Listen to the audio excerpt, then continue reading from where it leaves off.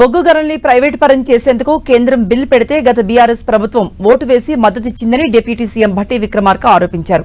అప్పుడు బిల్కు ఆమోదం తెలిపిన బీఆర్ఎస్ ఇప్పుడు కాంగ్రెస్ పై ఆరోపణలు చేస్తోందంటూ మండిపడ్డారు.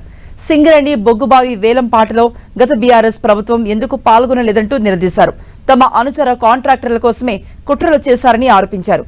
సింగరేణి వేలంపై కేసీఆర్ కేటీఆర్లతో చర్చలకు సిద్ధంగా ఉన్నామని భట్టి విక్రమార్క సవాల్ విసిరారు. యాజమాన్యం కొత్త బొగ్గు గనుల్ని సంపాదించాల్సిందే, ఇది అనివార్యం.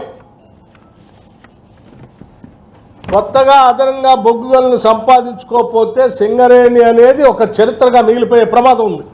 ఎంఎండిఆర్ యాక్ట్ 1957కి సవరణ తీసుకొని వచ్చి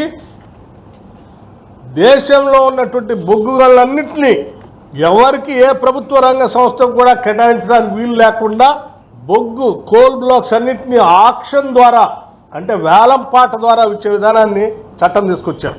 10 ఏళ్ల అధికారంలో ఉన్నటువంటి బీఆర్ఎస్ పార్టీకి సంబంధించిన పార్లమెంటు సభ్యులు అందరూ కూడా 2015 నాడు ఈ బిల్లుకి మద్దతు ఇచ్చి ఓటేసి సపోర్ట్ చేసి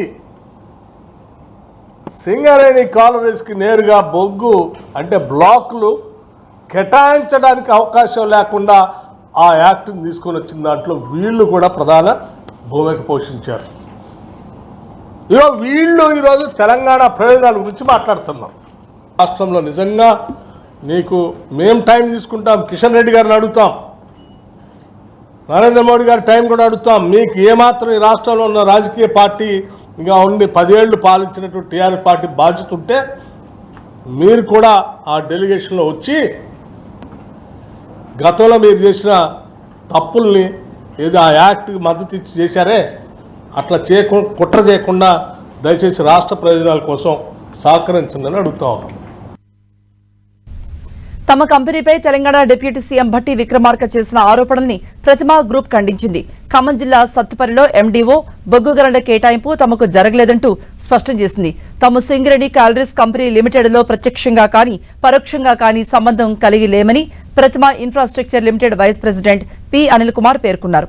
ఈ విషయంలో డిప్యూటీ సీఎంను ఎవరో తప్పుదారి పట్టించారని తాము భావిస్తున్నట్టుగా ప్రతిమా గ్రూప్ తెలిపింది.